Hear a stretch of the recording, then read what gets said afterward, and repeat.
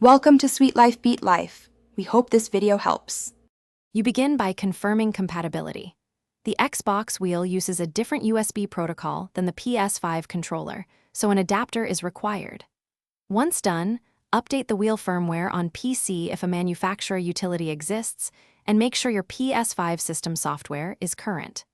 Next, connect the adapter to power or host mode using the correct USB cable. Plug the wheel into the adapter and attach the adapter to the PS5 USB port.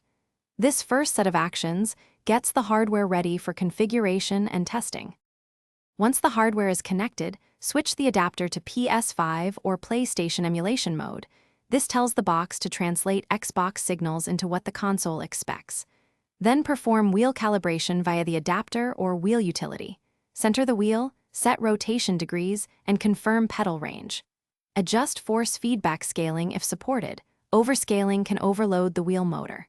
After calibration, map buttons and paddle switches using the adapter's interface, and save the profile to the adapter's memory so the PS5 sees consistent inputs each time.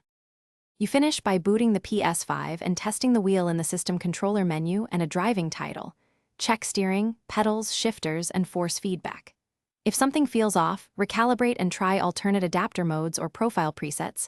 Small mode tweaks often fix axis inversion or rotation limits. If force feedback is missing, verify adapter power, update firmwares, swap USB ports, and reload the saved profile.